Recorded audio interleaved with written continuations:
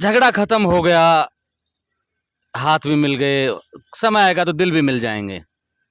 मैं कह रहा हूँ कि इस लड़ाई का फायदा, जैसे पत्रकारों में बात होती है, एक बुद्धिजीवी वर्ग ये सोचता है कि सचिन पायलट ने अशोक गहलोत के साथ में झगड़ा करके कुछ समय के लिए तो बहुत कुछ खोया, लेकिन किसी बड़े पहलवान से लड़ के उन्होंने जो राजनीतिक दांवपेच खेले हैं, सीखे हैं, वो बड़े काम आएंगे जीवन भर उनके। क्या आपको भी लगता है कि इससे सचिन पायलट को राजनीतिक रूप से कुछ मुनाफा हुआ है, समझ बढ़ी है उनकी, और राजनीतिक कौशल में वो ज़्यादा अब आगे खुल के खेल सकते हैं वो? वैसे तो राजनीति में वादों का क्या, राजनीति में वादे पूरे किए जाते हैं क्या? बिल्कुल किए जाते हैं, निश्चित रूप से। इस वादे से मुझे याद आया कि आप जब चुनाव लड़ रहे थे, तो आपने यादव समाज के लोगों से कहा था कि भाई मैं आपको प्रधान बनाऊंगा।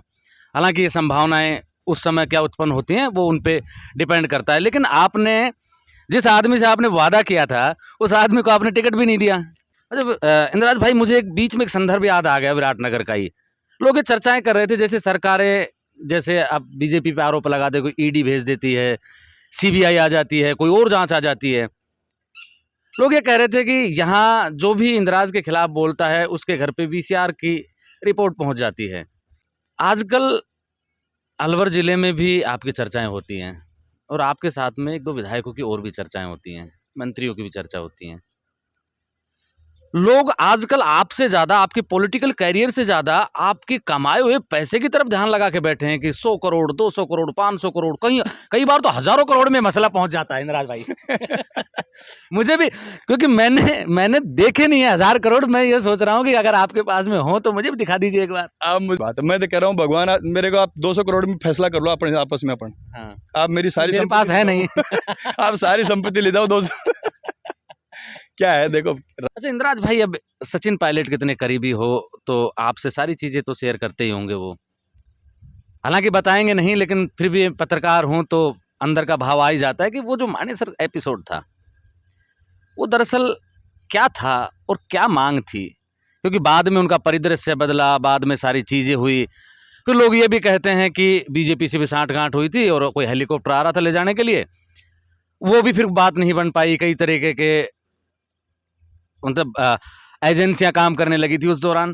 दरअसल वो एपिसोड था क्या? उस दिन सदन में आप भी थे क्या जिस दिन ये छीना झपटी हुई थी? बिल्कुल मैं भी था सदन। कोई पन्ना उड़ के आपके पास नहीं आएगा उसका? कोई खाली था या कुछ लिखा हुआ था? नहीं, पन्ना फटा ही नहीं था, आएगा कहाँ से? अच्छा। पन्ना फटा ही नहीं था, आएगा कहाँ से? गांव के एक लड़के को सचिन पायलट ने उठाया और राजस्थान की सबसे बड़ी संसद विधानसभा में पहुंचा दिया। नाम है इंद्राज गुजर। इंद्राज भाई, आप गांव से, जहां हम बैठे हैं पीछे गाय भैंस बंधी हुई है हमारे, इस घर से निकलकर विधानसभा में पहुंचे। इस संघर्ष को लोग सलाम करते हैं कि एक गरीब का बेटा विधानसभा में पहुंचा और गरीबों की बात को रखेगा, लेकिन सुर कुछ बदल गए आपके। गरीबों की आवाज़ बनने के लिए जिसको भेजा था वो अब अमीरों की भाषा बोलने लगा है। नहीं, मैंने तो आज तक ऐसी कोई अमीरों की भाषा नहीं बोली है। अगर आपको कहीं लगता था आप मुझे बताइए कि वो बात आपने अमीरों की बोली। मैं तो हमेशा आज विधानसभा में मेरे जितने स्टेटमेंट है 5 साल के उठा के देखी, मैंने उस हर व्यक्ति की बात की है जो दबा कुचला है समाज, जो पिछड़ा हुआ है, उस हर व्यक्ति की बात को उठाने का काम किया है। और जिस तरीके से विराटनगर विधानसभा में जितने पिछड़े हुए गाँव थे, जितनी पिछड़ी हुई ढाणियाँ थी, सबके डेवलपमेंट में बराबर भागीदारी निभाई है। तो निश्चित रूप से मैं कह सकता हूँ कि मैंने इस तरीके से किसी का भेदभाव नहीं किया। अब बात विराटनगर विधानसभा की बात कर लेते हैं कि जब मैं आ रहा था सुबह 7-8 बजे के आसपास पहुंच गया था, चाय की थड़ियों पे बात करता हुआ आ रहा था। वैसे तो राजनीति में वादों का क्या, राजनीति में वादे पूरे किए जाते हैं क्या? बिल्कुल किए जाते हैं, निश्चित रूप से। इस वादे से मुझे याद आया कि आप जब चुनाव लड़ रहे थे, तो आपने यादव समाज के लोगों से कहा था कि भाई मैं आपको प्रधान बनाऊंगा। हालांकि ये संभावनाएं उस समय क्या उत्पन्न होती हैं वो उन पे डिपेंड करता है, लेकिन आपने जिस आदमी से आपने वादा किया था, उस आदमी को आपने टिकट भी नहीं दिया। देखिए, ऐसा किसी पर्टिकुलर किसी समाज से ऐसा कोई वादा नहीं किया जाता। निश्चित रूप से राजनीतिक समीकरण का खेल है और हमारे हाथ में होता है सिंबल देना। चुनाव जिताना हराना सब पब्लिक का खेल है। मैंने सिंबल दिया, सिंबल देने के बाद एक वोट से प्रधान हार गया, उसमें मेरी क्या गलती है? तो समीकरण का खेल है। वोट में तो बड़े बड़े लोग हार जाते हैं भाई। विधायक के हाथ में सिर्फ सिंबल देना ही तो होता है। सिंबल मैंने दिया है, प्रधान का सिंबल भी दिया, पंचायत समिति मेंबर्स के भी सिंबल दिए। अब उसमें नहीं जीत पाए तो उसमें मेरी क्या गलती है? नहीं, आपके सबसे अजीज आदमी थे और यादव समाज के बड़े आदमी बताए जाते हैं, जैसा मुझे पता लगा, उनको आपने टिकट नहीं दिया कांग्रेस का। नहीं, टिकट यादव, वो दूसरा भी तो यादव ही था जिसको दिया था, वो दूसरी कास्ट का थोड़ी था। या तो अपन पहले ये तय करें कि वो यादव नहीं है। बात आप करो यादव समाज से कमिटमेंट किया था, तो टिकट यादव समाज को तो दिया ना। और राजनीति में कई समीकरण होते हैं, कई बार देने वाले को नहीं दिया जाता और नहीं देने वाले को दिया जाता है। दिया तो यादव को है ना। उसके 10, मेरे पास 10 वोट थे, उसको 11 वोट मिले। यादव ने खुद ने लड़ के अपनी 3 पंचायत समिति की सीटें खत्म कर ली, खुद ही हार गए चुनाव लड़ के। तो जब खुद पंचायत समिति मेंबर चुनाव हार गए तो आप प्रधान कैसे बनाओगे? इंद्राज भाई, लोग आपके काम की तारीफ कर रहे हैं कि काम बहुत हुए हैं अब की बार विराटनगर विधानसभा में। किसी से बात कर लो, आपका विरोधी भी कहेगा काम तो हुए हैं, हालांकि नुक्स निकालने पड़ते हैं राजनीति में, खुल के आपकी तारीफ भी नहीं कर पाते। लेकिन इस विकास के काम के साथ में कुछ विवाद भी आपके साथ जुड़े हैं। आपके 2 भाई हैं, एक सगा भाई, एक चाचा का लड़का। 2 नगर पालिकाएं हैं विराटनगर में। दोनों नगर पालिकाओं में जो ठेके का काम है, आपके दोनों भाई देखते हैं। नहीं, मेरे परिवार का व्यक्ति कोई किसी प्रकार के ठेके नहीं लेता, ये ध्यान रखो। एक तो अगर कोई भी फर्म मेरे परिवार की आपको वहाँ लगती हो तो आप मुझे बताइए निश्चित रूप से। नेताजी फर्में अपने नाम से कहाँ करवाते हैं? तो भाई साहब, फिर तो कोई दुनिया में ठेके कोई लेगा ही नहीं। कोई भी लेगा उस पर आरोप हमारे ऊपर ही लगा दो सब कि हमने ले रखे हैं। इसका क्या इलाज है धरती पे? आपके पास इलाज है? कोई भी व्यक्ति किसी प्रकार का टेंडर कोई ना कोई तो लेगा ना वहाँ, तो लेगा, उसी को हमारा नाम ले दो सीधो कि एमएलए साहब ने ले लिया या उसके परिवार ने ले लिया। और आज की राजनीतिक दौर में अकेला व्यक्ति राजनीति नहीं कर सकता। आज मैं जयपुर चला गया, पीछे से किसी के शादी में जाना है, किसी की बैठक में जाना है, तो परिवार का कोई व्यक्ति तो जाएगा ना। और ऐसी कौन सी विधानसभा है जिसमें अकेला आदमी संघर्ष कर रहा है? कोई भाई को साथ रखता है, कोई चाचा को साथ रखता है, कोई ताऊ को रखता है, कोई पिताजी को रखता है, कोई ना कोई व्यक्ति तो होता है, किसी की पत्नी घूम रही है। क्योंकि आज जिस तरीके से राजनीति के साथ साथ सामाजिक दायित्व जो राजनीतिक व्यक्ति को मिले हैं, उसको निभाने के लिए अकेला आदमी सफिशिएंट नहीं है। मुझे जनता के काम कराने के लिए महीने में 5 से 10 दिन जयपुर भी जाना पड़ता है। अब मैं 5 से 10 दिन जिस समय जयपुर जाऊँगा, उस समय यहाँ किसी के शादी है, किसी के बैठक है, किसी के मेला है, कोई भंडारा है, कोई स्वामणी है, उसमें कौन जाएगा? तो स्वाभाविक रूप से मेरा भाई उसमें जाता है। लोग उस चीज़ को मान भी लेते हैं कि भाई विधायक महोदय जब जयपुर गए हैं तो परिवार का कोई व्यक्ति आ गया। अब उस बात को जोड़ के हम हर तरीके से जोड़ने लग जाए तो ये तो आरोप प्रत्यारोप है, कोई भी लगा सकता है। साबित करके बताओ, मैं मानने को तैयार हूँ।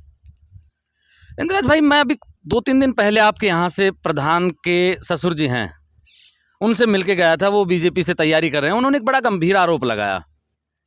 उन्होंने कहा कि जो भी विधायक कोटे से आप काम सैंक्शन करते हैं, उसका 20% हिस्सा आप लेते हैं। देखिए, जगन चौधरी जी जो पावटा पंचायत समिति के प्रधान प्रतिनिधि हैं, वो ऐसी बात बोल नहीं सकते।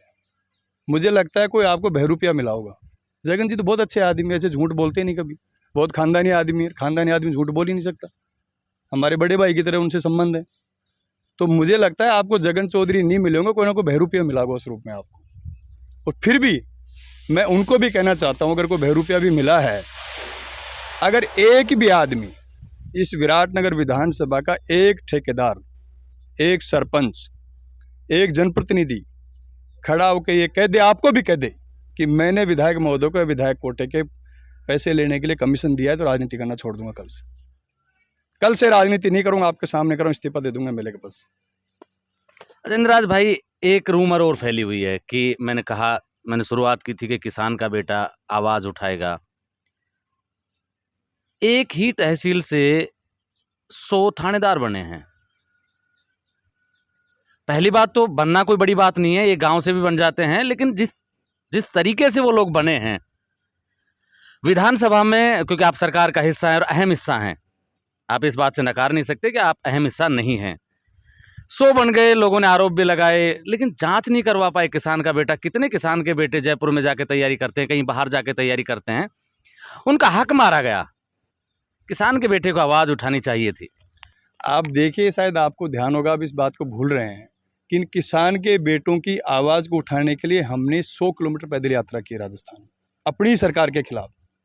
आरपीएससी को भंग करने की मांग, नौजवानों को मुआवजा देने की मांग, और इसमें आमूलचूल परिवर्तन करने की जो मांग हमने सचिन पायलट साहब के नेतृत्व में की।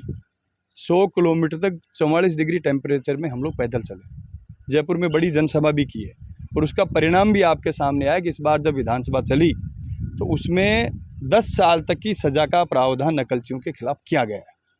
आरपीसी में आमूलचूल परिवर्तन के लिए कमेटी बनी है और निश्चित रूप से जल्दी इसके परिणाम आप लोगों के सामने हैं। उन वादों से मुझे फिर से याद आ जाता है एक वादा कि जो 3 वादे सचिन पायलट की जो 3 मांगे थी, कहने को आप कह सकते हैं लेकिन धरातल पे नज़र नहीं आती। धरातल पे तब नज़र आती जब सचिन पायलट ने कहा था कि मुआवज़ा मिलेगा बच्चों को। आपने कानून बना दिया, कानून तो पहले से भी कई हैं। वो मुआवज़ा कहीं दिखाई नहीं दे रहा। आप देखिए 3 में से 2 कमिटमेंट हमारी पार्टी ने अभी पूरे किए कि एक नहीं किया, आप बताइए। आरपीएससी आमूलचूल परिवर्तन के लिए कमेटी बनी है। आरपीएससी चूंकि एक संवैधानिक संस्था है, उसमें एक समय लगता है उस प्रक्रिया में। उसके अलावा जो नकल माफिया है, नकल के गिरोह हैं, उनके खिलाफ विधानसभा में विधेयक लेके आए हैं, विधेयक पारित हुआ है, कानून बना है। सरकार का काम कानून बनाना और उसके बाद जो पकड़े जाते हैं उनका सजा देने का काम कोर्ट का है। तो सरकार ने अपना काम किया है ना, कि उनके खिलाफ इतने सख्त कानून राजस्थान में पहली बार बना। मतलब इंद्राज भाई, मुझे एक बीच में एक संदर्भ याद आ गया विराटनगर का ही। लोग ये चर्चाएं कर रहे थे जैसे सरकारें, जैसे अब बीजेपी पे आरोप लगा दे, कोई ईडी भेज देती है, सीबीआई आ जाती है, कोई और जांच आ जाती है। लोग ये कह रहे थे कि यहाँ जो भी इंद्राज के खिलाफ बोलता है उसके घर पे वीसीआर की रिपोर्ट पहुंच जाती है। मैं राजस्थान का पहला विधायक था जिसने सभी अधिकारियों की पहली मीटिंग जब मैंने बुलाई विराटनगर में, और मीटिंग बुला के पहली बार उनको निर्देश दिए कि कोई भी व्यक्ति किसान का वीसीआर भरने नहीं जाएगा। मैंने पर्टिकुलर किसी व्यक्ति को आज तक ये नहीं कहा कि इस जाति के भर देना, इस पार्टी के भर देना, इस व्यक्ति के भर देना। अब क्या विपक्षियों के पास और कोई काम तो बचा नहीं है, क्योंकि मेरे विरोधियों के पास विकास के नाम पे बोलने के लिए कुछ नहीं है, भ्रष्टाचार के नाम पे बोलने के लिए कुछ नहीं है। ये कॉमन आरोप लगाते हैं। या तो कोई व्यक्ति सामने लाओ जो ये कह दे भाई विधायक महोदय के खिलाफ मैं उस दिन बोला और उन्होंने मेरे खिलाफ वीसीआर भरने का काम किया। देखो, आरोप लगाना बहुत आसान काम है राजनीति में, कोई किसी पे भी लगा सकता है, मैं भी लगा दूंगा किसी के ऊपर। लेकिन मुझे एक चीज़ बताओ, आपको किसी पर्टिकुलर व्यक्ति ने आज तक ये कहा कि मेरे घर पे विधायक महोदय ने वीसीआर भरने के लिए भेजा, कि मैंने उनके खिलाफ बोला और खिलाफ बोला तो उन्होंने मेरे खिलाफ वीसीआर भरने के लिए भेजा। और पहला विधायक हूँ मैं आज कर रहा हूँ आपको राजस्थान में जिसने ये तय किया चुनाव जीतते ही, पूछ लेना आप जितने, कि मेरी विधानसभा का रहने वाला कोई भी अधिकारी कर्मचारी जो विराटनगर विधानसभा का रहने वाला जो यहाँ नौकरी कर रहा है, वो कोई व्यक्ति बाहर नहीं जाएगा, चाहे वो बीजेपी का है, चाहे वो कांग्रेस का है, चाहे वो निर्दलीय का है, चाहे किसी जाति का है, चाहे किसी पार्टी का है। मैंने एक भी व्यक्ति को, आपको पता है वरना होता क्या है, सरकार बनते सबसे पहले सामने वालों की लिस्ट बनाते हैं कि इसको वहाँ भेज दो, इसको वहाँ भेज दो। मैंने कहा विराटनगर का रहने वाला व्यक्ति विराटनगर में रहेगा, जिसने वोट दिया वो भी ठीक है, जिसने नहीं दिया वो भी ठीक है। और फर्स्ट ग्रेड और प्रिंसिपल में विराटनगर विधानसभा का एक भी व्यक्ति बाहर नहीं है, आपको मैं बताना चाहता हूँ, चाहे वो बीजेपी का है, चाहे कांग्रेस का है। और जो मेरे खिलाफ चुनाव लड़े उनके परिवारजनों को ट्रांसफ़र करा के लाया हूँ मैं, और वो यहाँ नौकरी कर रहे हैं। अगर मेरे को हटाना, सबसे पहले उनका इलाज करता मैं। फूलचंद बिंडा जी जो मेरे खिलाफ बीजेपी के टिकट से चुनाव लड़े, उनका दामाद डॉक्टर है मेरे पास 5 साल से, उनके टाइम लगा था, वो आज भी नौकरी कर रहे हैं। कुलदीप धनखड़ जी के रिश्तेदार भी मेरे यहाँ नौकरी कर रहे हैं, जगन चौधरी जी के रिश्तेदार भी मेरे यहाँ नौकरी कर रहे हैं। जो मेरे खिलाफ बातें करते हैं, इनको कभी पूछो कि भाई तुम बताओ तुम्हारे किस रिश्तेदार को प्रताड़ित किया विधायक महोदय ने। जगन चौधरी जी रोज जमीनों का काम करते हैं, मैंने कभी डिस्टर्ब किया क्या? पूछो उनको कि आप रोज जमीनों का काम करते हैं, आप कन्वर्ट भी कराते हैं, आप सब चीज़ें करते हैं, कभी विधायक महोदय ने आपको डिस्टर्ब किया क्या? आरोप लगाना बहुत आसान काम है, पॉलिटिक्स में कोई किसी पे भी लगा दे। तथ्यों के साथ आरोप लगाओ, मैं स्वीकार करने को तैयार हूँ। मैंने आपको चैलेंज के साथ कहा है, आप पूछना बीजेपी वालों से, एक भी व्यक्ति ये कह दे विधायक ने विधायक कोष से, मेरे विधायकों से कल स्टेटमेंट निकलवा के लाया हूँ, 20 करोड़ का विधायक कोष बना है 5 साल में, जिसमें मैंने 15 करोड़ की सैंक्शन जारी कर दी। 15 करोड़ में 15 पैसे का कोई आरोप लगा दे तो आप विथ कैमरा कह रहा हूँ मैं आपके सामने, राजनीति करना छोड़ दूंगा कल के बाद। चैलेंज ऐसा है, राजनीति में आरोप लगाना बहुत आसान है, चैलेंज के साथ कर रहा हूँ राजनीति। और कोई व्यक्ति, मेरे विधानसभा क्षेत्र में 400 से 500 करोड़ की सड़कों के काम चल रहे हैं। अब मेरे पीछे से जिनके काम पूरे हो सकता है जिनके काम चालू हैं वो ठेकेदार मेरे खिलाफ नहीं बोलेगा, उनको लगता है यार हमारे रोज काम पड़ेंगे। जिनके काम पूरे हो गए वो ठेकेदार भी कभी आपको ये कह दे कि विधायक महोदय ने बुला के हमसे कभी 5 पैसे लिए हैं, तो मैं चैलेंज स्वीकार करता हूँ। आरोप लगाना बहुत आसान है, 14%, 15%, किसको कहते हैं 14%? मैं कह दूँ जगन चौधरी पंचायत समिति में 14% लेता है, क्या तथ्य है उस बात का? क्या तथ्य है? मैं तो अब आपके विरोधी इस बात के बाद में आरोप लगाएं तो कम से कम तथ्य लेके आएं, आपका कहना है। बिल्कुल तथ्य लाएं। मैं तो कह रहा हूँ एक व्यक्ति तो कोई खड़ा, अब तो चुनाव के 2 महीने रह गए, हमारे हाथ में बहुत ज़्यादा सत्ता नहीं बची है। 2 महीने चुनाव के आचार संहिता लगने में बचे हैं, लोग डरना भी बंद हो गए होंगे भाई जो वो कहते हैं। अब तो कोई आदमी कहते हैं कि भाई मैं उस समय विधायक महोदय से एमएलए कोटा लेके आया, सरपंचों को देते हम कार्यकारी एजेंसी पंचायत समिति या पंचायत को बनाते हैं। ग्राम पंचायत के बीजेपी के भी सरपंच हैं, औरों के भी सरपंच हैं, कोई एक व्यक्ति तो आके ये कह दे कि इंद्राज भाई अब एक सवाल और कर लेते हैं कि जमीन से मुझे याद आया कि विराटनगर जहां अपन बैठे हैं, शाहपुरा के जो लोग हैं, ये क्या बोलते हैं इसको, पावटा के लोग तो चाह रहे थे कि कोटपुतली और बहरोड में हमें मिला दिया जाए। एक इलाका परली तरफ का पड़ता है, मैड की तरफ का, और विराटनगर की तरफ का, वो हिस्सा नहीं चाह रहा था, वो चाह रहा था कि हमें जयपुर में रखा जाए। 72 दिन तक धरना भी चला। फिर लोगों ने आरोप लगाना शुरू किया कि इंद्राज की वहां पे जमीन है, कि उनको पता था क्योंकि सरकार का हिस्सा है तो उनको पता था कि जिला तो यहीं आएगा। आपने वहां जमीनें खरीदी और आपके साथ में और भी जो विधायक हैं उनका भी कोई जमीन का हिस्सा है। इस पे क्या कहेंगे विरोधियों को? पहली बात तो मैं कहना चाह रहा हूँ कि किसी प्रकार से विराटनगर में कोई विरोध नहीं था इस बात का कि हम जिले में नहीं जाएंगे। इन सब लोगों ने ताकत लगा दी। लास्ट के धरने में इनसे 50 आदमी जुटा। पहले इन्होंने क्या दिन से 200 आदमी जुड़े। 72 दिन के धरने में इन पे 10 से 11 आदमी के साथ नहीं बैठा था। किस कह रहे हैं, कहाँ कह रहे हैं विरोध है? जब विरोध होता है तब 10-10, 20-20 हज़ार लोग सड़कों पे आते हैं, तो उसको हम विरोध कहते हैं। 5 आदमी धरने बैठे तो उसको विरोध कहते हैं कि हम ये कह रहे हैं कि वो पंचायतें विरोध करें, तो आए कहाँ? 22 सरपंचों ने लिख के दिया हम लोगों को, मेरे को लिख के दिया है कि हम कोटपुतली के साथ रहना चाहते हैं। छोटा जिला है, प्रशासनिक दृष्टि से मजबूत होगा, पॉलिटिकल दृष्टि से मजबूत होगा। आज विराट, अब इनको यही नहीं पता। मैं कई बार मुझे हंसी आती है इन लोगों की कि जगन जी जैसा समझदार आदमी तो ऐसी बात नहीं कर सकता। उनके कोई शक्ल में दूसरा व्यक्ति आपको मिला होगा मुझे लगता है, जो कह रहे हैं विराटनगर की दूरी 114 किलोमीटर है क्या 114? आप बता दो। चलो, आपने सुना है ना, कैमरे के सामने कहा है उन्होंने। मैं कह रहा हूँ आप बता दो, है क्या? मत ये बता दो आप। तो मुझे नहीं पता, मुझे भौगोलिक स्थिति का नहीं पता यहाँ का। विराटनगर से हमने एक नया रोड दिया कोटपुतली के लिए, जिसकी दूरी है 33 किलोमीटर। सुनना बात, भालोजी मोड़, और भालोजी मोड़ से कोटपुतली की दूरी है 10 किलोमीटर। कितना हुआ? 33 10 43। 43 में 114 में कितना फर्क है? जमीन और आसमान का। और जयपुर वहाँ से पड़ता है 85 किलोमीटर। तो 43 किलोमीटर नज़दीक है, 85 किलोमीटर नज़दीक है। आप बताइए मुझे। 43 ठीक है, नहीं है तो नपवा लो, मैं चैलेंज स्वीकार करता हूँ। भाई ये कुछ झूठते तो कोई इसमें घटा बढ़ा तो मैं नहीं सकता ना, बिल्कुल। जमीन को थोड़ी बढ़ा दूंगा। विराटनगर से कोटपुतली की दूरी नपवा लो। अगर 114 किलोमीटर है तो मैं राजनीति करना छोड़ दूंगा, और अगर 43 या 45 किलोमीटर है तो फिर जगन चौधरी जी कल के बाद राजनीति नहीं करें, उनको कह दो।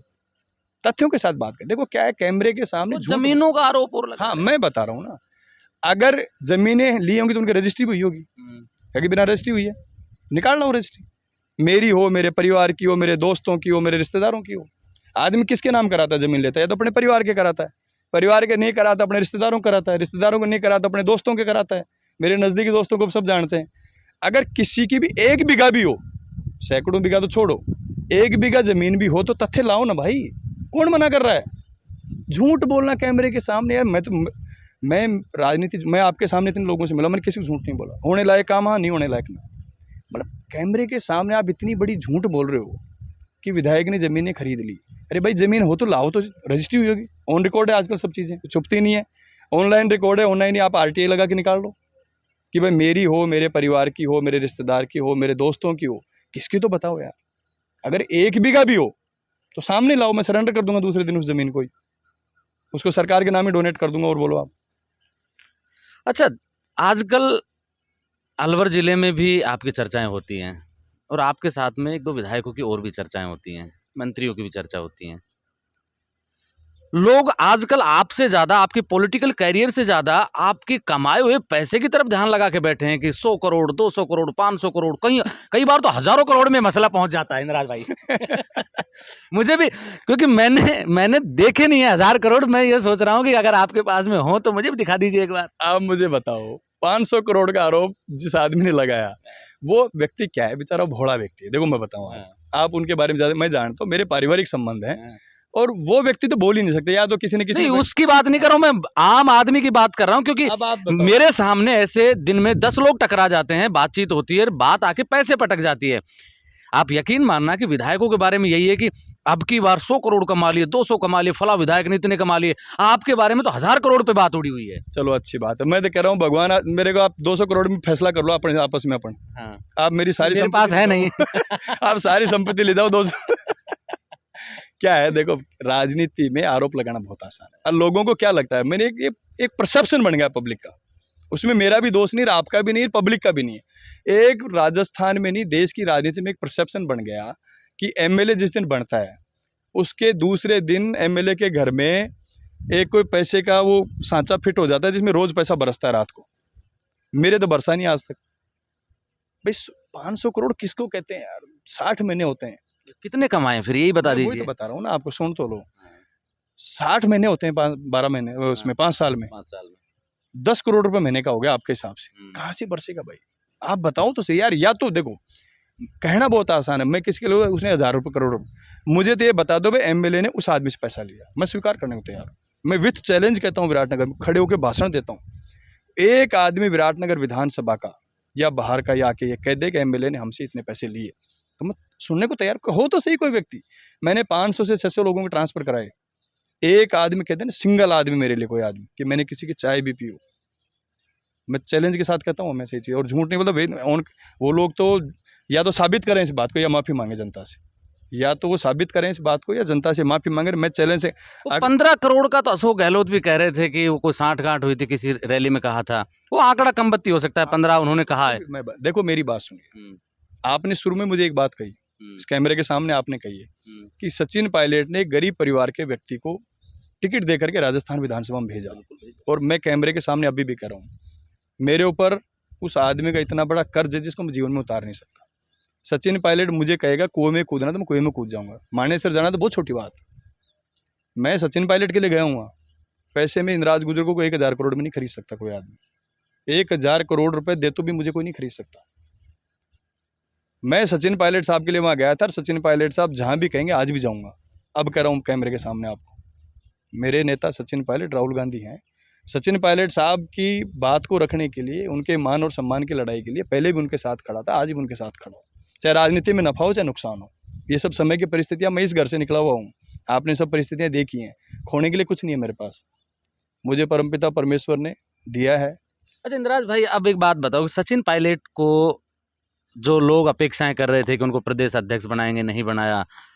सोच रहे थे कि इलेक्शन कैंपेन कमेटी का अध्यक्ष बनाएंगे, वो भी नहीं बनाया। चलिए छोड़िए इस बात को भी। लेकिन सचिन पायलट खुश बहुत हैं, और उससे उनके जो विरोधी हैं पार्टी में और पार्टी के बाहर, वो लोग परेशान हैं। सचिन पायलट को ऐसा मिला क्या, ये तो बता दीजिए। देखो सचिन पायलट साहब देश के बड़े पॉपुलर लीडर हैं और कांग्रेस पार्टी में उनका अपना बड़ा स्थान है। और इस समय परिस्थितियों का कई बार खेल होता है कि कई बार आदमी जो चाहता है वो नहीं मिल पाता है, पार्टी भी जो देना चाहती है कई बार परिस्थितियों बस नहीं दे पाती है। लेकिन वो हमेशा पार्टी के सच्चे वफादार सिपाही हैं और उन्होंने हमेशा ये कहा है भाई राहुल गांधी जी, खड़गे जी जो भी मेरे लिए फैसला करेंगे मेरे लिए मान्य। उनकी लड़ाई अपने लोगों की लड़ाई थी, कार्यकर्ताओं की लड़ाई थी, किसान के हित की लड़ाई थी, नौजवानों के हित की लड़ाई थी। उस लड़ाई को पहले भी लड़ते थे, आज भी बोलते हैं। तो उनके लिए पद कोई मायने नहीं रखता। सचिन पायलट आज एक एमएलए हैं, लेकिन फिर भी देश की राजनीति में उनका अपना कद है। एक एमएलए हैं लेकिन 10-20 तो बना ही सकते हैं, इतनी कुव्वत तो है उनमें। मैं वही कह रहा हूँ कि उनका देश की पॉलिटिक्स में एक अपना स्थान है। देश के जिस कोने में वो जाते हैं, हजारों लोग उनको सुनने आते हैं, हजारों लोग उनसे मिलने आते हैं, देखने आते हैं। राजस्थान के जिस कोने में निकलते हैं, जन सैलाब उनको देखने के लिए उमड़ता है। तो निश्चित रूप से बड़े लीडर हैं और मेरे राजनीतिक जीवन में उनका एक बड़ा योगदान है। तो जो कोई कुछ भी आरोप लगाए, मैं तो आज कह रहा हूँ सचिन पायलट साहब मुझे आज भी कहेंगे कि इंदिराज तेरे को चुनाव नहीं लड़ना, मैं चुनाव ही नहीं लड़ूंगा। और बोलो आप। अब मुझे एक चीज़ और याद आ रही है कि वेद सोलंकी आपके बहुत नज़दीकी रहे हैं, सचिन पायलट से बेहद लगाव है उनका। अभी जो जिलों की घोषणा हुई थी, उनका उद्घाटन समारोह था। जहां उनका जिला बना है, वो चाह रहे थे कि मुख्यमंत्री को धन्यवाद दें। जहां कार्यक्रम चल रहा था मुख्यमंत्री अशोक गहलोत का, वो वहां गए, उनको मुख्यमंत्री के पास जाने भी नहीं दिया गया। कार्यक्रम के दौरान भी और कार्यक्रम के बाद भी वो मिलना चाह रहे थे। क्या ऐसा तो नहीं कि सचिन पायलट के साथ में रहना अब उनको जो अशोक गहलोत उनको खटक रहा है, और अब चूंकि टिकटों का वितरण इस समय होगा तो चुन चुन के अब हिसाब किताब तो नहीं लिया जाएगा? नहीं, ऐसा कुछ नहीं। देखो, टिकटों का वितरण किसी एक व्यक्ति के हाथ में नहीं होता है। कांग्रेस पार्टी में, कांग्रेस पार्टी का आला कमान सीईसी होती है, स्क्रीनिंग कमेटी बैठती है और वो मापदंड तय करती है, उस आधार पर टिकटें मिलती हैं। हो सकता है पर्टिकुलर उस समय क्या हुआ, मैं वहाँ मौके पे मौजूद नहीं था, उस दिन मैं कोटकुली था, मेरी जानकारी में बहुत ज़्यादा चीज़ें नहीं है, लेकिन टिकटों का फैसला सेंटर करता है, हमारा आलाकमान करता है, वहाँ सीईसी करती है, वहाँ स्क्रीनिंग कमेटी होती है, वो फैसला करती है। इसमें ऐसा कोई विशेष नहीं है।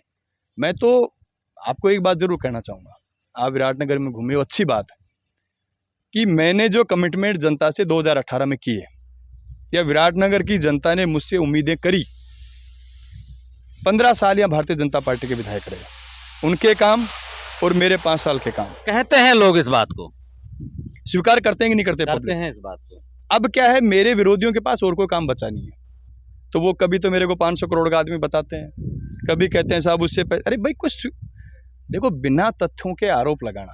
अब मैं कल उन पे मानहानि का मुकदमा दर्ज कराऊं, क्या स्थिति बनेगी उन लोगों की कि बिना तथ्यों के आप किसी आदमी पे आरोप लगा रहे हो। मैं चैलेंज के साथ ऑन कैमरा कह रहा हूँ।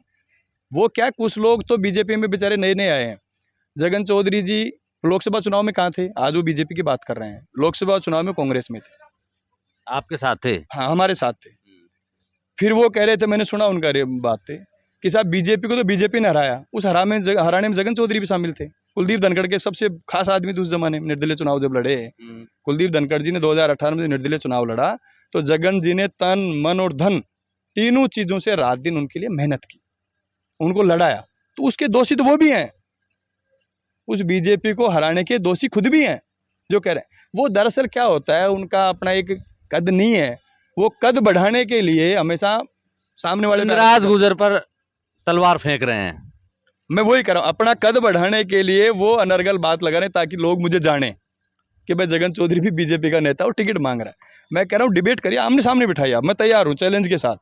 आपको पता है जब चुनाव का 2 महीना रह जाता है ना, तो लोग जनता से कतराने लग जाते हैं, सिटिंग एमएलए। और मैं जनता के बीच में रहता हूँ महीने में 25 दिन, क्योंकि मैंने काम किया है और मैं चैलेंज से हर गाँव में जाके कहता हूँ।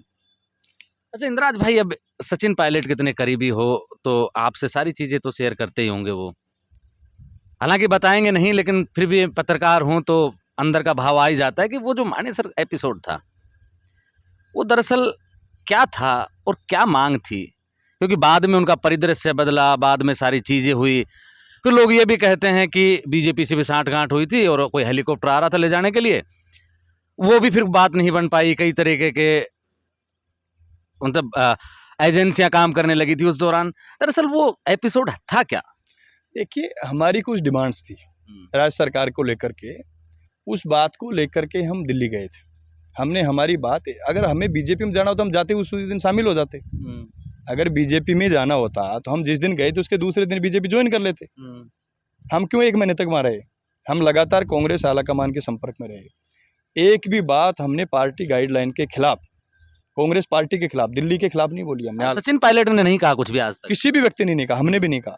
हमने एक भी व्यक्ति ने राहुल जी के खिलाफ, खड़गे जी के खिलाफ, सोनिया जी के खिलाफ कभी कोई बात नहीं करी। हम पायलट साहब उनसे लगातार संपर्क में थे। जैसे हमारी बातों पे बैठ के, हमारे मुद्दों पे बैठ के बातें हुई, हमारे मुद्दों का समाधान हुआ, हम वापस आ गए।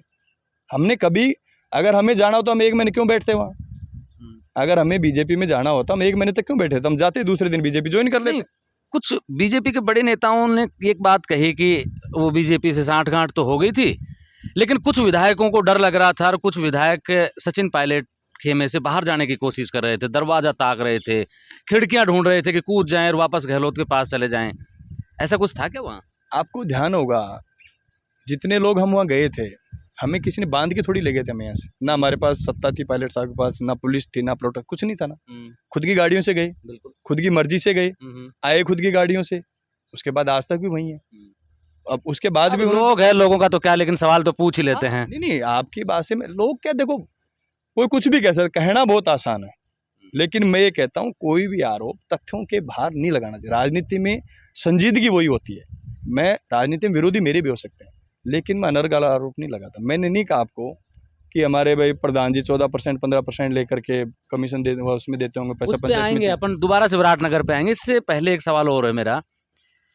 आजकल राजेंद्र गुड़ा आपके बहुत नजदीकी है, पायलट साहब के जय जयकार कर रहे हैं।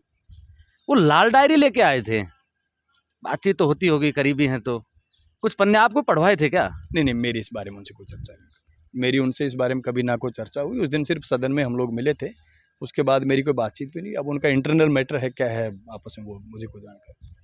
तो कुछ है या फिर खामखाई की बात है ये? देखो, इस बात की जानकारी या तो गुड्डा जी दे सकते हैं या जिनकी डायरी थी वो दे सकते हैं। मेरी तो ना तो इस बारे में कभी चर्चा हुई, ना मेरी इस बारे में कोई जानकारी। उस दिन सदन में आप भी थे क्या जिस दिन ये छीना झपटी हुई थी? बिल्कुल, मैं भी था सदन कोई में। पन्ना उड़ के आपके पास नहीं आएगा उसका? कोई खाली था या कुछ लिखा हुआ था? नहीं, पन्ना फटा ही नहीं तो आएगा कहाँ से? अच्छा। पन्ना फटा ही नहीं तो आएगा कहाँ से? तो इंद्रनाथ भाई, आप एक बात बताइए कि आपने इतने काम किए हैं और लोग आप पे आरोप भी लगा रहे हैं। विरोधियों से आपने कह भी दिया कि भाई आप तथ्यों के साथ में आओ और मैं राजनीति करना छोड़ दूंगा। मुझे किसी ने बताया कि यहाँ जो जल जीवन मिशन का कोई योजना कोई चली हुई है और उसका टेंडर आपने अपने किसी करीबी आदमी को दिलवाया है। 70% शेयर उसका है, 30% आपका है, अघोषित रूप से। फिर मैं कह देता हूँ कि नेता अपने नाम से कहाँ कुछ ऐसी चीज़ें करवाते हैं जिससे वो पकड़े जाएं। राजनीति में कौन से कानून में लिखा है कि नेताओं के नज़दीकी आदमी व्यापार नहीं करेंगे? बिल्कुल करेंगे कौन वो से तो। कानून में लिखा है? मेरा कोई दोस्त है, अगर कोई व्यापार कर रहा है तो उसे कौन से कानून में लिखा है? वो नेता का परिवार का व्यक्ति होना, नेता का यार दोस्त होना, नेता का रिश्तेदार होना, उस पर पाबंदी लग जाती है कि वो व्यापार नहीं करेगा। ये लोग नहीं कर रहे बीजेपी वाले व्यापार, सब करते हैं फिर ये क्यों कर रहे हैं? आजकल तो राजनीति ये व्यापार क्यों ही है। ये क्यों कर रहे हैं? नहीं नहीं, ये ज़मीनों का काम क्यों करते हैं? ये ठेकेदारी क्यों करते हैं? पहले बात तो ऐसा कुछ है नहीं। अगर है भी तो मैं तो ये कह रहा हूँ कि कौन से कानून में लिखा है कि नेता का रिश्तेदार काम नहीं कर सकता, नेता का परिवार वाला काम नहीं कर सकता? नेताओं के परिवार नहीं है क्या? उनके बच्चे नहीं है क्या? उनको पढ़ाई लिखाई नहीं चाहिए क्या? उनके घर के खर्चे नहीं चाहिए क्या? वो कैसे चलेंगे? व्यापार नहीं करेगा तो? चोरी तो नहीं कर रहे ना? चोरी नहीं करी, किसी से बेईमानी नहीं करी, किसी से पैसा नहीं लिया। मतलब नेता व्यापार भी मत करो, नेता चोरियां भी मत करो, तो नेता भूखा मरे बैठ के क्या करेगा? उसके परिवार कैसे चलेंगे? आप बताओ। मतलब नेता नेता तो मत करो, उसके रिश्तेदार भी मत करो, उसके मिलने वाले कैसे रुक जाएंगे?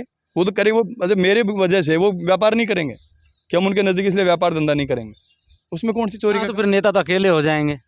फिर कैसे कोई? अच्छा इंद्राज भाई, मैं अब बच्चों की बात करता हूँ। एक बहुत संजीदा सवाल है मेरा और मैं उसके उत्तर की अपेक्षा सिर्फ आपसे कर सकता हूँ। आपको लगता नहीं कि आप जिस पद पे बैठे हो वहाँ पे जिस इलाके से, जिस बैकग्राउंड से आप गए हो, आपको पता होगा कि पढ़ाई का क्या महत्व है? जिस लॉबी में आजकल आप बैठते हो उनके बच्चे कहाँ पढ़ते हैं ये भी आपको पता होगा। आपके दिल और दिमाग में कभी ये ख्याल नहीं आया कि यहाँ कोई, जिस विधानसभा से मैं विधायक बना हूँ, सरकार पैसा दे कि ना दे, लोग भी आगे आ जाते हैं उस समय आपके पास में। एक ऐसी यूनिवर्सिटी, एक ऐसा कॉलेज जैसे दिल्ली यूनिवर्सिटी है, जवाहरलाल यूनिवर्सिटी है, बनारस यूनिवर्सिटी है, जिनका जिनका वर्ल्ड के मैप पे अपना अलग हिस्सा है। आपको लगता नहीं कि हमारे बच्चों के लिए, हमारे छोटे भाइयों के लिए एक ऐसी यूनिवर्सिटी, एक ऐसा कॉलेज खोला जाता? या अब की बार नहीं खोल पाए, अगली बार कोई ऐसी तमन्ना हो आपकी, लेकिन उसका जो स्वरूप हो, पढ़ाई लिखाई का स्तर इतना हो कि हमारा यहाँ का पढ़ा हुआ लड़का विदेशों में जाके डंका बजाए और कहे कि मैं इंद्राज गुर्जर के विधानसभा क्षेत्र से आया हूँ। बिल्कुल, आपकी बात से मैं पूरी तरीके से सहमत हूँ और मैं खुद, देखो आपको पता है, मैं खुद गाँव के स्कूल में पढ़ा हूँ। मैं इसीलिए आपसे पूछ रहा हूँ। बिल्कुल मैं कह रहा हूँ, मैं खुद गाँव के स्कूल से पढ़ा हूँ। यहाँ से 7 किलोमीटर पैदल चल के पावटा मैंने पढ़ाई की है, कॉलेज भी हमने कोटपुली किया है। आप 2018 से पहले की विराटनगर पे जाइए एक बार। 2018 से देखो, मैं उस सवाल पे, उस जवाब पे नहीं आऊंगा, आप मेरी बात समझिए। मैं ये कह रहा हूँ कि ऐसे कॉलेज खुले हुए हैं। मैं इन कॉलेजों की बात नहीं कर रहा हूँ जहाँ कहीं प्रोफेसर नहीं है, कहीं स्टाफ नहीं है, कहीं भवन नहीं है, कहीं कोई और चीज़ नहीं है। मैं कह रहा हूँ उस यूनिवर्सिटी जैसी, जैसे दिल्ली की बात कर रहा हूँ मैं बनारस की बात कर रहा हूँ, मैं ऑक्सफोर्ड की बात कर रहा हूँ। बहुत बड़ी बात नहीं है, बहुत बड़ा टास्क नहीं है अगर आप लोग चाहें तो। बिल्कुल निश्चित रूप से आपकी बात से मैं सहमत हूँ। इसके लिए सरकारों को अपना विजन तय करना पड़ेगा और ये दिल्ली गवर्नमेंट को भी, स्टेट गवर्नमेंट को भी इन विजन पे काम करना पड़ेगा और आने वाले समय में ऐसी संस्थाओं को हमें डेवलप करना पड़ेगा। आप देखिए, किसी ज़माने में एक एम्स हुआ करता था दिल्ली में, आज जोधपुर में भी एम्स खुला है, ऋषिकेश में भी एम्स खुला है, बिहार में भी एम्स खुला है, कई स्टेटों में एम्स की ब्रांच खुली है। तो फायदा हुआ ना उसमें। पहले IIM कितने हुआ करते थे, IIT कितनी हुआ करती थी, आज हर स्टेट में एक एक IIT खुली है, लगभग हर स्टेट में IIM खुल रहे हैं। तो ये उसी और वर्ल्ड लेवल के खुले हैं। हमारी IIT का तो वर्ल्ड में नाम है, हमारे जो हिंदुस्तान के IITs हैं उनका तो वर्ल्ड में नाम है। तो राजस्थान में भी धीरे एम्स राजस्थान में खुला है, IIT भी राजस्थान में होनी चाहिए, इसमें बिल्कुल आपकी बात से सहमत हूँ। और सरकारों ने धीरे धीरे प्राइवेट एजुकेशन को बढ़ावा दिया है। आज हमारे यहाँ देखिए आप, अमेठी यूनिवर्सिटी इतनी शानदार भाई यूनिवर्सिटी। साहब, उनमें पैसा देने के लिए भी तो सरकार कुछ करे ना। एक गरीब का बेटा, ये तो पायलट साहब ने आपको विधानसभा पहुंचा दिया, नहीं तो आप भी यहीं कहीं मैं तो यहीं पढ़ा हूँ भाई, मैं कौन नहीं सा पढ़े हो, लेकिन यहीं लगे हुए होते। हाँ, बिल्कुल आपके निश्चित बच्चे भी किसी ठीक स्कूल में नहीं जा पाते। बिल्कुल सच्चाई है बात, और इस बात पे सरकारों को इस काम दर्द को करना आप ही झेल सकते हो, सहन कर सकते हो और सोच सकते हो। बिल्कुल निश्चित रूप से सोच सकता हूँ, और देखा है, नज़दीकी से देखा है। शायद मैंने जो नज़दीकी से देखा होगा, हो सकता है राजस्थान विधानसभा में बहुत कम लोगों ने देखा होगा। हर चीज़ को नज़दीकी से देखा है, इस बात से मैं पूरी तरीके से सहमत हूँ। और अब नौजवानों के हम लोगों को बात करें, नौजवानों को प्रोफेशनल कोर्स में जा कर के निश्चित रूप से काम करना चाहिए, और उनके लिए अच्छी यूनिवर्सिटीज़, अच्छी संस्थाएं आनी चाहिए। इस बात के मैं फेवर में हूँ, और आने वाले समय में इस बात को जोर से उठाने का काम भी करूँ। विधानसभा में उठाओगे ना इस बात को कि हर विधानसभा स्तर पे एक ऐसा स्कूल हो या ऐसा कॉलेज हो जिसमें कम से कम भी 500 सीटें हों। देखिए, पहली बार मैंने विराटनगर में, अब की बार मैं देवनारायण योजना के तहत 30 करोड़ का आवासीय विद्यालय लाया हूँ, जिसमें हमारी 280 बच्चियाँ पढ़ेंगी, जिनको हम फुल फैसिलिटी देंगे विथ हॉस्टल, उनका रहना, खाना, कपड़े लत्ते, जो भी सारा शानदार एजुकेशन कैंपस। अभी 32 बीघा ज़मीन अलॉट कराई है मैंने उसके लिए, और 30 करोड़ की लागत से हमारा स्कूल बनेगा हमारी बच्चियों के लिए। उसके अलावा 10-10 करोड़ की लागत से पावटा और पालड़ी में 2 बच्चियों के हॉस्टल बनवा रहा हूँ, कस्तूरबा गांधी आवासीय विद्यालय, आवासीय हॉस्टल, जिसमें हमारे 200 बच्चियों का कैंपस बनेगा। तो हमारे विधानसभा क्षेत्र की 800 के लगभग बच्चियों के लिए मैंने ये कैंपस तैयार किया, क्योंकि बच्चों को तो फिर भी आदमी दुख पाके थोड़ा परेशान होकर भी कहीं अच्छे स्कूलों में भेज देता है, लेकिन बच्चियों के लिए ये ग्रामीण परिवेश में बहुत कम जगह ऐसी सुविधाएं मिलती हैं। उन सुविधाओं को हम लोग डेवलप करने का काम पहली बार किया, पहले कुछ नहीं था यहाँ। अब आप देखेंगे छिंतोली में ज़मीन अलॉट करा दी मैंने, जल्दी इसका हम शिलान्यास भी करेंगे। लगभग 30 करोड़ की लागत आएगी इस स्कूल को बनाने में, जो कि अपने जयपुर ज़िले में शायद एक यहाँ शाहपुरा में है ऑलरेडी, उसके अलावा कहीं ऐसा संस्था नहीं है। तो उस दिशा में मैंने काम किया है, ताकि हमारे गरीब परिवारों के बच्चे, हमारे किसान की बेटियाँ भी अच्छी स्कूलिंग एजुकेशन प्राप्त करें। अच्छा, चलते चलते एक सवाल और कर लेते हैं भाई कि जिस तरीके से काम चल रहा है कांग्रेस पार्टी में, आपको क्या लगता है कि कांग्रेस पार्टी का प्रदर्शन क्या रहेगा? देखिए, प्रदेश लेवल पे हमारी सरकार ने आम आदमी को ध्यान में रखते हुए, गरीब को ध्यान में रखते हुए बहुत अच्छी योजनाएं बनाई, आपने देखा भी होगा। हमने महंगाई से राहत देने का काम भी किया, हमने सिलेंडर सस्ता किया। जो बीजेपी की सरकार 50 रुपये सिलेंडर पे, 30 रुपये सिलेंडर पे बढ़ने पे हंगामा करते थे वहाँ दिल्ली में बैठ करके, आज 1100 रुपये का सिलेंडर हो गया, वो बोलने को तैयार नहीं। आप डीजल पेट्रोल के हालात क्या हैं आप देख रहे हैं, कोई बोलने को तैयार नहीं। आप बिजली के हालात क्या हैं वो आपको पता ही है। लेकिन पहली बार हमने 100 यूनिट आम आदमी के लिए बिजली फ्री की। हमने 1100 रुपये का सिलेंडर उज्ज्वला योजना वाले या बीपीएल के परिवार थे उनको 500 रुपये में देने का काम हम लोग कर रहे हैं।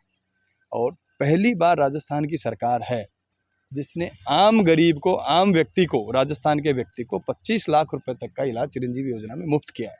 तो इतनी अच्छी हमारी स्कीमें हैं राजस्थान गवर्नमेंट की, और उम्मीद है कि आम आदमी को जिस तरीके से राहत देने का काम किया है, हर क्षेत्र में डेवलपमेंट के नाम पे ऐतिहासिक काम किए हैं। जहाँ जितनी कॉलेजें आज़ादी के बाद से 2018 तक खुली, उससे 1.5 गुना कॉलेज हमने इस 5 साल में खोली।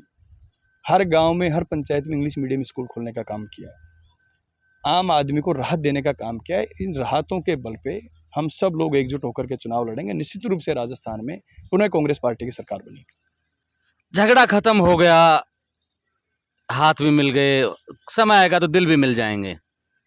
मैं कह रहा हूँ कि इस लड़ाई का फायदा, जैसे पत्रकारों में बात होती है, एक बुद्धिजीवी वर्ग ये सोचता है कि सचिन पायलट ने अशोक गहलोत के साथ में झगड़ा करके कुछ समय के लिए तो बहुत कुछ खोया, लेकिन किसी बड़े पहलवान से लड़के उन्होंने जो राजनीतिक दावपेच खेले हैं, सीखे हैं, वो बड़े काम आएंगे जीवन भर उनके। क्या आपको भी लगता है कि इससे सचिन पायलट को राजनीतिक रूप से कुछ मुनाफा हुआ है, समझ बढ़ी है उनकी, और राजनीतिक कौशल में वो ज़्यादा अब आगे खुल के खेल सकते हैं वो? देखिए, कोई भी व्यक्ति हो, संघर्ष जो व्यक्ति करता है उसको बहुत कुछ सीखने को मिलता है। आज मैं यहाँ गांव से निकल करके गया, मैंने संघर्ष किया, स्ट्रगल किया, तो बहुत कुछ सीखने को मिला जीवन में। सचिन पायलट साहब इतने बड़े लीडर हैं देश के, इस 5 साल में उन्होंने बहुत स्ट्रगल किया, बहुत संघर्ष किया, उतार चढ़ाव, कई जीवन में जो उतार चढ़ाव नहीं देखे उस उतार चढ़ाव इस 5 साल में देखे। तो निश्चित रूप से काफ़ी चीज़ें सीखने को मिली हैं, और काफ़ी मजबूत परिपक्वता उनके अंदर आई है, और आने वाले समय में जो अनुभव उनको प्राप्त हुई उसका फ़ायदा भी उनको मिलेगा। तो धन्यवाद कहेंगे अशोक गहलोत की इस चीज़ के लिए कि ऐसा अनुभव दिया हमें।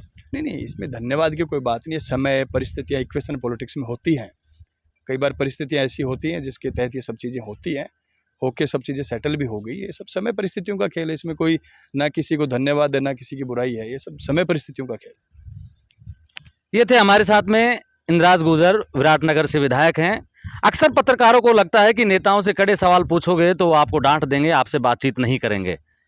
मैं कड़े सवाल भी पूछता हूं और मुस्कुराते हुए नेताजी जवाब भी देते हैं। आप मेरे साथ देख रहे हैं ब्लैक एंड व्हाइट सच। मैं महेंद्र यादव। जय हिंद, जय भारत।